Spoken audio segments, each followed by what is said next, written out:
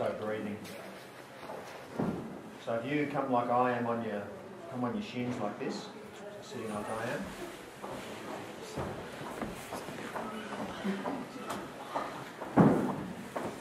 So some of you, it's already uncomfortable, you know, so you.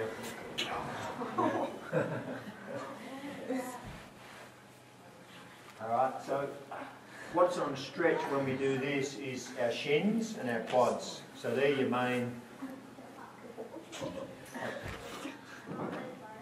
Can you stay in it, guys, or is it too hard? Yeah.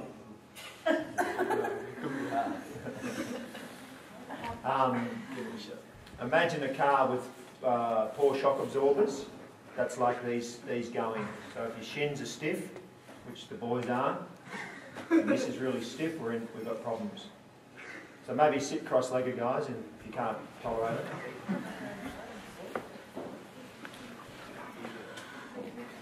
And see, even there, Curtis not so bad, but you three, see how you can't go up, you're actually flexed.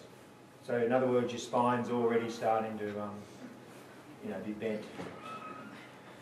So put your thumb over your index finger like this, and I want you to put that into the soft tissue between the top of your pelvis and the bottom of your ribs. So you've got a soft area at the sides. Press that into there.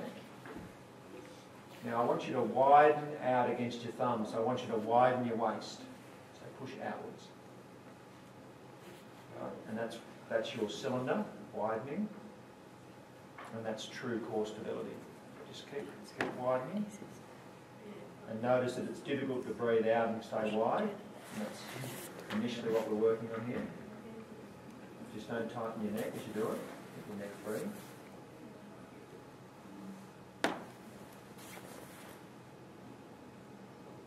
Keep widening. Don't look around, no one can help you with this. It's only your trunk.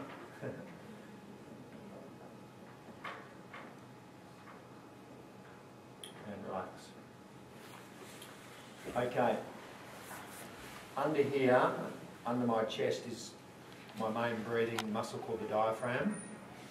And it's very, very big structure. The diaphragm goes from here to here. And when we widened then, when we pushed out, it was the diaphragm creating a positive pressure on the inside. So you probably hear about the pelvic floor.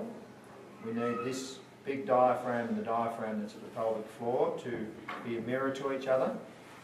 And the way this relates to tennis is that the diaphragm is your shoulders and the pelvic floor is your hips. And so to have good power, but also shoulders and hips talking, we actually need to do it from inside. So if you're doing a push-up, you shouldn't do sit-ups other than I can show you one way to do them that's okay. So any of your planks or side planks or squats, you do it from this cylinder. Setting up to hit, hitting a serve, it's all the same. You want the cylinder because the cylinder provides information. Okay? So we'll do a bit more on that in a minute. I just want to show you these floor exercises. So fellas, come back into this position again. You're not going to be here for too long. And one of the best pieces of advice I can give you, and I'm working on this myself, is not to, at home, get on the floor. Don't spend too much time on couches, or because you already sit all day at school, and for people who work in an office, they sit all day. So we need to get on the floor. Okay, put your toes under at the back, and then sit back on those. Okay, it'll hurt a fair bit. We've got to get some life back into our feet. What's that? Good on you, Will.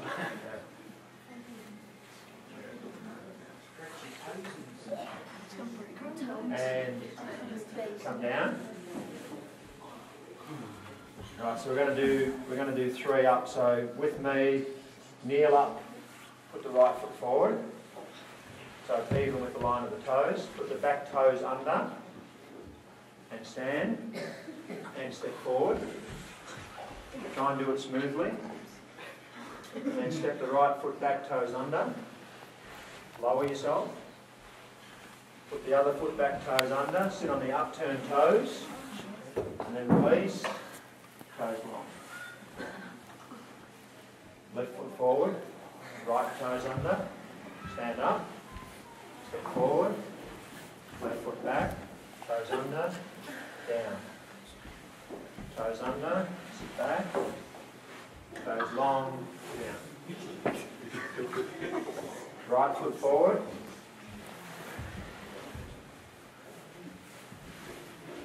Right foot back. Be smooth, guys. You like clunky. Be smooth.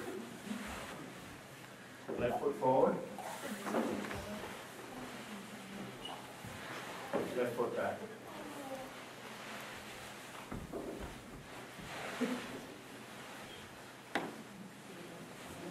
Okay, good. Yeah, that's get easy, doesn't it? Okay. So this is, sit like this.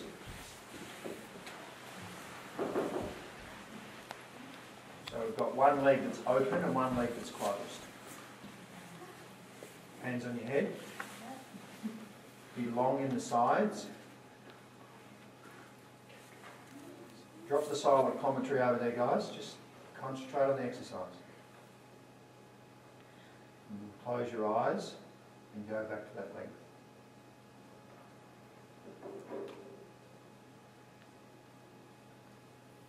Imagine your head's floating to the ceiling.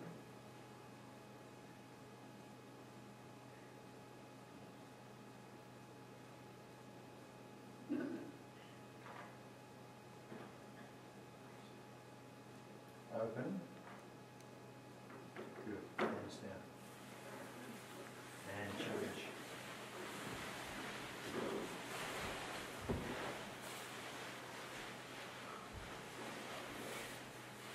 You'll probably have one side that feels a bit better than the other. We need to do both anyway. Hands on your head. Now the reason we do hands on the head is the crown of the head, so the tallest part of the head. If we take that towards the ceiling, notice that you'll get the longest possible spine. So it's also a coaching cue.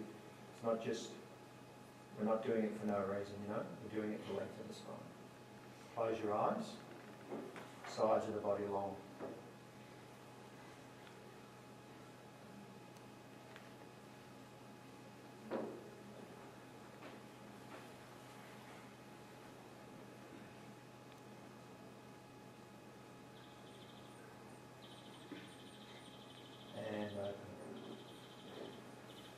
Notice there's a much better atmosphere here now for exercising because we're not so busy.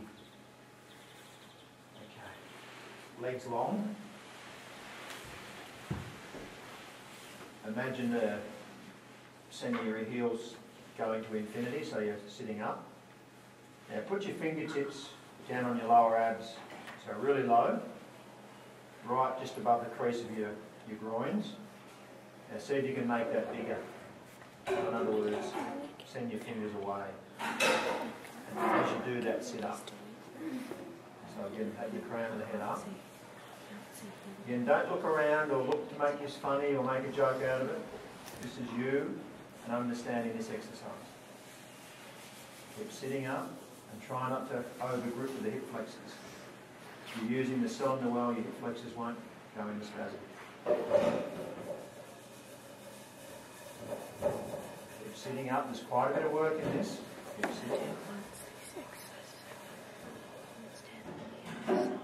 Keep the cylinder. Go to hands on head. Lengthen. So it's like we're trying to be a right angle with the trunk and the hamstrings.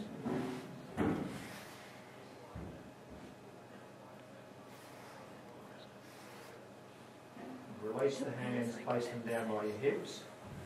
Push into the ground with the hands and get a longer spine again. Okay, so once again we've got this long spine reaching away and the pelvis is our foundation.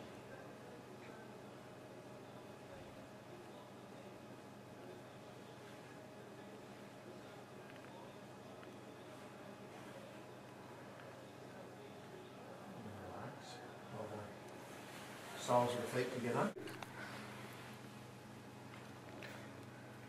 I do some work with some AFL footballers too, and this is the work we do because again they're training hard. Everyone's got a set of hips they need to look after. And it's as simple as, again, getting on the floor and spending some time in these positions.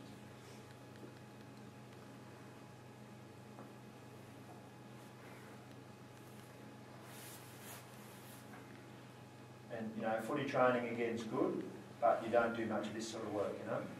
You might do a few minutes at the end, and not with that good of attention. So when you do this work, you need to pay full attention. Okay, change.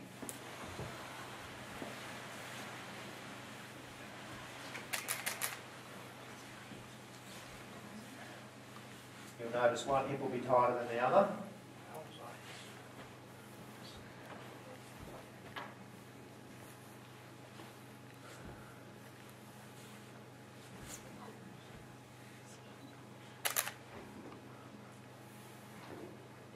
Keep going up. It's the magic of going up. Keeps your neck free of tension. Pretty tight in there, Daniel?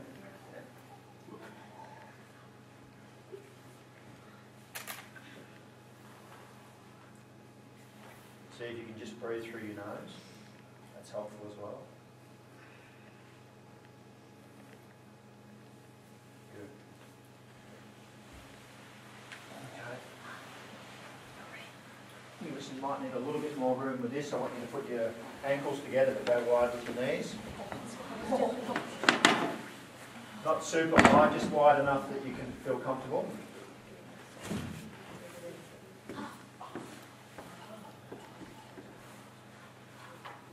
Take the circle back a bit there, guys, because these guys are going to need to come forward. Can you shift across a little bit there, mate, please? That's it. Good. Righto, thumb over index finger again, come into your soft tissue here and push it out wide. Once you've got some width, slowly start to bring the trunk towards the floor.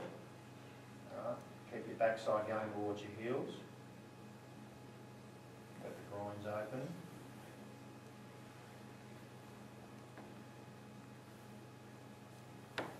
Find that point where you feel like you might overbalance. And then release the hands. The next thing that goes down is your elbow tips. So take your time there. And keep going down and see if you can get your forehead down with a long spine. Take your time, enjoy the ride.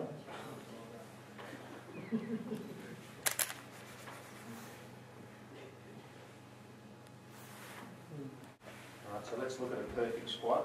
Have your feet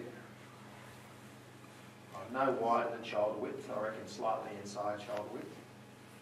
Now I mentioned the 3 points of support, so pay attention to the centre of the heel. Big toe knuckle, little toe knuckle. Bring your fingertips to your lower abs. Widen, so in other words send it forward. At the same time lengthen your spine. Keep it. Now see if you can keep the push out as you send your knees forward. Don't lose the push out. Good. And just imagine you're sitting in a chair. Keep following it down. Don't let your heels come off. Keep the push out happening.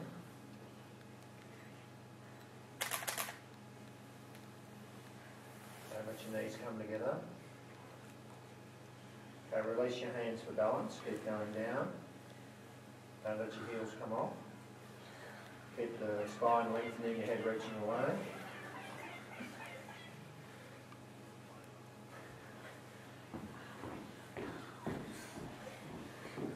Keep your heads reaching away. That's important.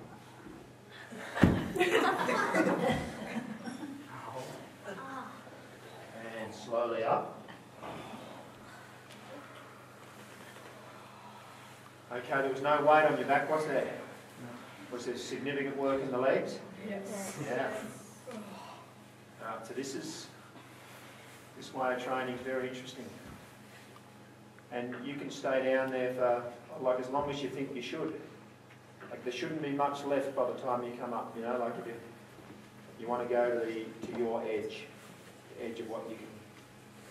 But what we're doing when we do this is we train to the bone, okay? Train to the bone. Because it's slow, we're actually training what's called the muscle spindle. The muscle spindle tells the muscle what